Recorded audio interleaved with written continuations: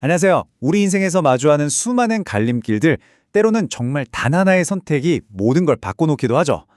오늘 들려드릴 이야기는요, 한 남자의 결정이 어떻게 완전히 다른 두 개의 삶을 만들어내는지, 그리고 그 끝에서 과연 무엇을 발견하게 되는지 같이 한번 따라가 보겠습니다. 자, 한번 상상해 보세요.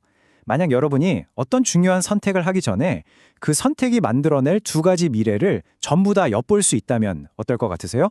과연 정답을 고르기가 더 쉬워질까요? 오늘 이야기의 주인공은 27살의 회계사 칼입니다. 그럭저럭 안정적인 삶을 살고 있었는데 어느 날 가장 친한 친구인 노박한테서 정말 인생을 통째로 뒤흔들 만한 제안을 받게 돼요.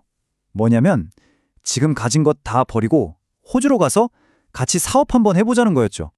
칼 앞에 놓인 길은 정말 극과 극이었습니다. 한쪽에는 어릴 때부터 꿔온 꿈, 세상에 둘도 없는 친구, 그리고 뭔가 의미 있는 일을 해볼 수 있다는 도전이 있었고요. 다른 한쪽에는 연로하신 아버지와 사랑하는 여자친구, 그리고 무엇보다 확실한 안정과 돈이 있었죠. 이건 진짜 어느 쪽도 쉽게 버릴 수가 없는 것들이잖아요. 이 결정의 무게에 너무 짓눌린 나머지 칼은 결국 스스로 선택하는 걸 포기해버립니다. 그리고 공원 벤치에서 정말 우연히 만난 어떤 노인에게 자기 인생의 방향키를 그냥 넘겨버리죠. 그러자 노인이 망설임도 없이 딱 잘라 말합니다. 가게. 그래서 칼은 그 노인의 말을 듣고 정말 호주로 떠납니다. 자, 그 선택이 만들어낸 20년 뒤의 미래는 과연 어떤 모습이었을까요? 20년이라는 세월이 정말 눈 깜짝할 사이에 흘러가요. 호주에 가서 새로운 사랑, 나탈리를 만나서 결혼도 하고요. 하지만 야심차게 시작했던 사업은 결국 실패하고 대신 작은 농장을 꾸리면서 살아가게 됩니다. 그리고 시간은 무심하게 흘러서 아버지의 장례식을 위해 고향을 찾게 되죠. 물론 이 선택으로 칼이 얻은 것도 많았습니다. 꿈에 그리던 나라에서 살게 됐고 새로운 가정도 꾸렸죠. 그리고 자기 손으로 직접 땀 흘리면서 세상에 보탬이 된다는 그런 보람도 느꼈습니다. 분명 이것도 의미 있는 삶의 한 모습이죠. 하지만 그 대가는 정말 혹독했습니다. 사업이 실패한 뒤에는 끊임없는 돈 걱정에 시달려야 했고 그 스트레스는 결국 아내와의 관계까지 망가뜨렸어요. 그리고 무엇보다 고향에 계신 아버지와 가족들과는 점점 더 멀어질 수밖에 없었죠. 바로 이 문장이 호주에서의 칼의 삶을 가장 정확하게 보여주는 것 같아요. 행복하지도 그렇다고 불행하지도 않은 상태. 어떤 날은 정말 충만하다가도 또 어떤 날은 깊은 상실감에 빠지는, 어쩌면 우리 대부분의 삶과 크게 다르지 않은 모습일지도 모르겠습니다. 자, 이제 시간을 한번 되돌려 볼까요? 만약 그날 밤 벤치의 노인이 남게라고 말했다면 어땠을까요? 칼의 또 다른 20년, 보스턴에서의 삶을 한번 들여다보겠습니다. 이쪽 타임라인은 훨씬 안정적으로 보이죠? 그는 보스턴에 남아서 연인이었던 스테파니와 결혼하고요. 회사에서는 그야말로 승승장구해서 최고 재무 책임자, 그러니까 CFO 자리까지 올라갑니다. 모든 게 정말 계획대로 착착 진행되는 것 같네요. 그가 얻은 것들은 아주 명확합니다. 사회적인 성공, 경제적인 안정, 그리고 사랑하는 아내와 아버지 곁을 지키면서 얻는 그런 끈끈한 유대감까지. 누가 봐도 이건 정말 성공한 인생이라고 할 수 있겠죠. 하지만 이 완벽해 보이는 삶에도 그림자는 있었습니다. 그는 매일 하는 일이 너무 지루하고 공허하다고 느꼈고요. 꿈을 쫓아 떠났던 친구 노박과는 당연히 멀어졌죠. 안정된 삶의 뒷면에는 권태로움과 채워지지 않는 허전함이 있었던 겁니다.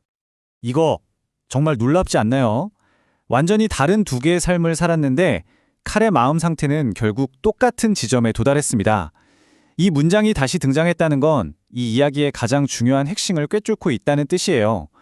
결국 삶의 조건이 행복의 양을 결정하는 게 아니라는 거죠.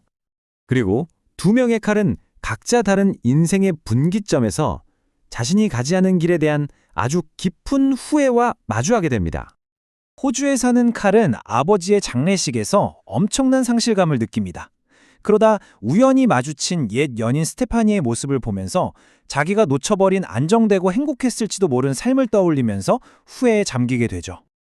반대로 보스턴에 사는 칼은 자기 생일 파티에서 성공한 사업가가 돼서 돌아온 친구 노박을 보게 돼요.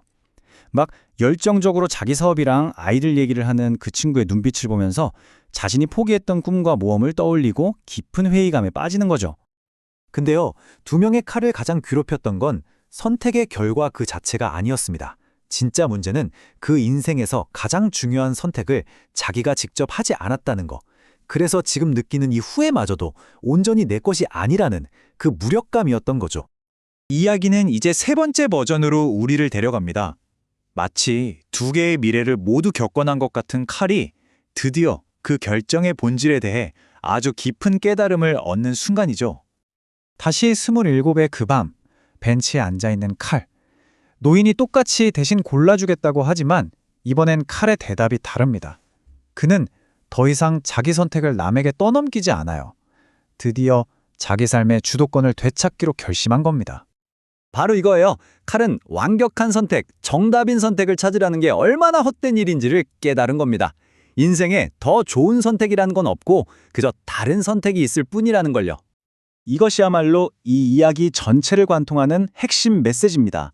중요한 건 선택의 결과가 아니라 그 선택을 내가 직접 내리는 주체성, 바로 그거라는 거죠.